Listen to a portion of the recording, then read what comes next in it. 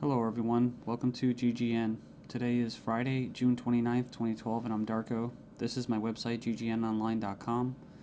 There's a poll up there, you can check on it and vote how long until a drone kills the first American on American soil. So far, the majority are saying within the next year, followed by the next 2 years. You can follow GGN with your email address, also on YouTube, ddarko2012 and ddarko2013. And if you'd like to help, you can donate right there. So, and there's also a little news archive there. So, I'm ready to go here, and we're going to cover the economy. And the biggest news, of course, is Obamacare approved. It was kind of shelved for a while there, and now it's back from the dead. So, and a little bit of eugenics, because you have financial warfare, and then you have social warfare, you have eugenics, and it kind of all just is immersed, right, in the same global agenda.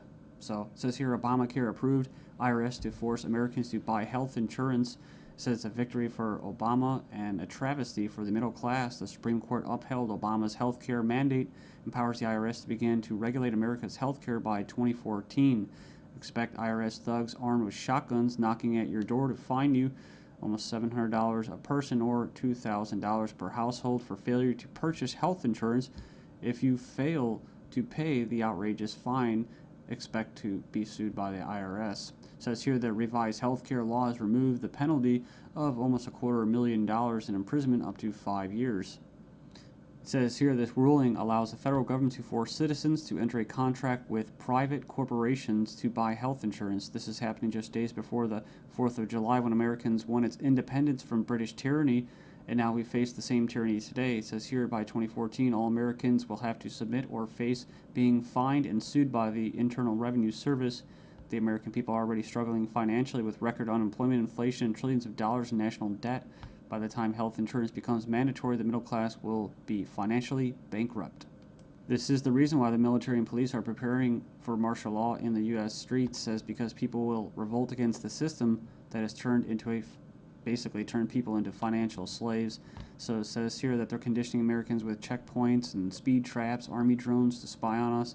We're going to cover all this, rolling out the tanks and putting military goons on residential streets to prepare us for what is to come in the future. It says here the Bilderberg Group discussed in Spain about wanting to level America into a third world impoverished nation where we're all poor under world government dictatorship. It says here soon the Americans' standard of living will drop significantly, and it won't just be the standard of living, it will be their age of death, right? Their basically the average lifespan. It says here services will be cut. We're going to get into that too, death pathway and stuff like that.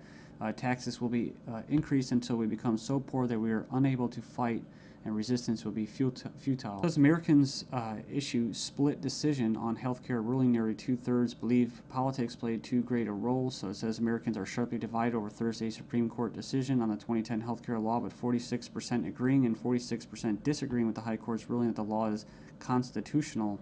Then you have from the Daily Bail, Obamacare complicated. Check out the flow chart.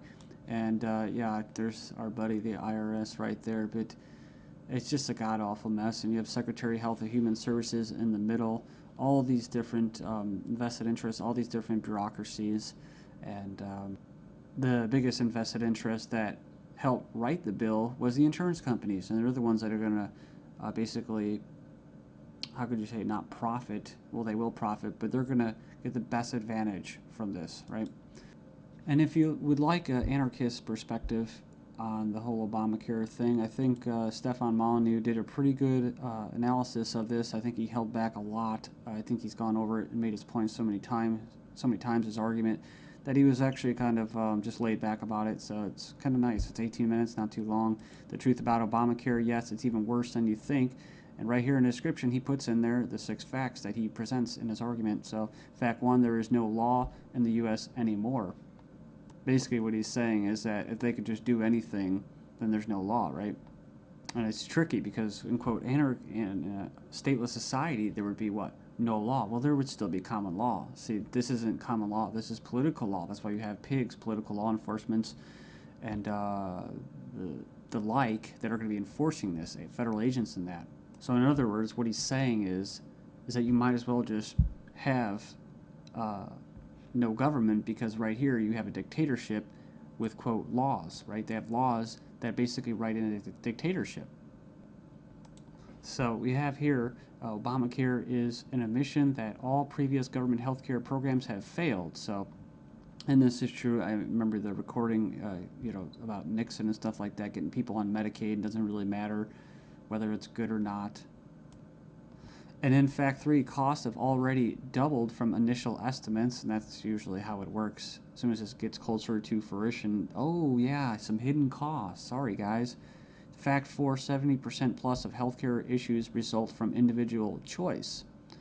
So the thing about it, he's talking about smoking, drinking, eating basically a lot of bad food and stuff like that. You can actually help. But a lot of these people that are going to, quote, benefit from this are not going to be doing anything to help their own health, right? So it says here the inability to discriminate on pre-existing conditions is an essential driver of healthcare cost. So I think what he's saying there is it's not very free market. It says here that the fines for non-compliance are destined to rise enormously. We have 15 reasons why the Obamacare decision is a mind-blowing disaster for America. It was actually, it says here it was voted 5-4 decision to uphold the vote. And it says here, the bill, it says here the swing vote was Chief Justice John Roberts, who was appointed by George Bush, W. Bush. And not that you'd have any confidence in the judicial system as it stands, just based off past history and their track record. It says here, after the vote today, it is hard to have any faith in the U.S. Supreme Court. I guess they're saying because it was quote conservative. According to the Supreme Court, the federal government has the power to force you to buy private goods and services. And it goes on and says here that it's another step away from individual liberty, another step towards a nanny state. I hate that word. But it says here IRS is now going to be given the task of hunting down and penalizing Americans. And it says here, in fact, the Obama administration has given the IRS $500 million extra outside the normal appropriation process to help them enforce the provisions of Obamacare they're in charge of overseeing. It imposes more than 20 new taxes on the American people. And you can click the link there if you click the